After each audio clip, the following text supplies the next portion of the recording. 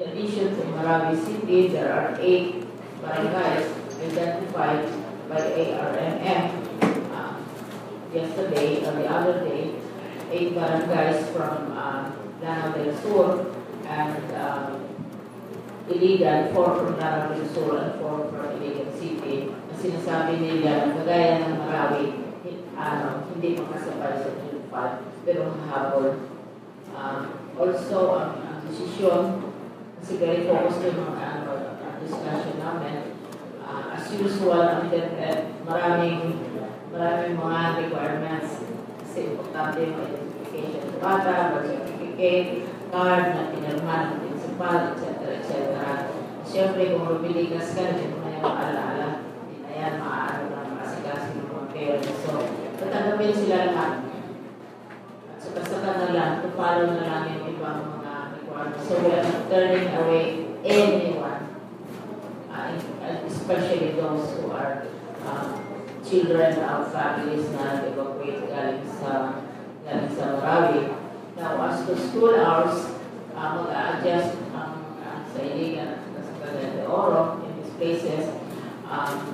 Pag-uwi niyo yung school hours, maagang mag-umpisa para maagang makauwi din ang mga bata. Hindi sila mapunta na late afternoon. So, we are making all possible adjustments para magiging mas madali ang pag-integrate ng mga bata sa ating school systems.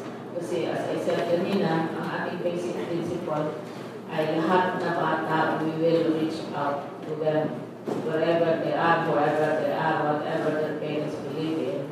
Na mayroong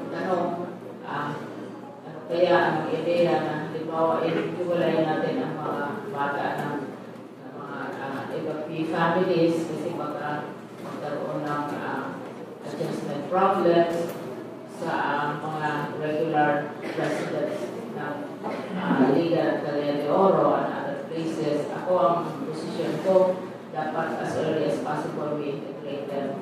Kaya mayroon tayong mga ganitong problema kasi naghihiwalay tayo ng tao. Hinihiwalay natin ang tao and we encourage prejudice, we encourage false impressions, etc. And so, yun ang sabi natin. We have to start with the teachers themselves and the policy makers na do everything possible to integrate the new learners and the students and then the teachers.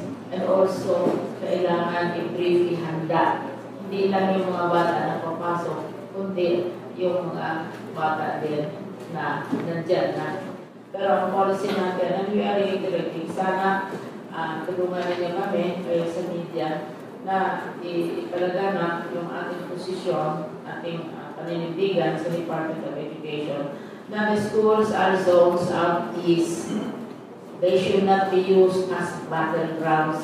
They should not be used for negotiation. They should not be used to house or people who will be taking advantage of shields. Kasi neutral places ang schools, and especially since children are in the schools. So yun ang aming pakiusap lang sa mga na-involved nitong nagulungan ito na hindi nila gagamitin ang eskwelahan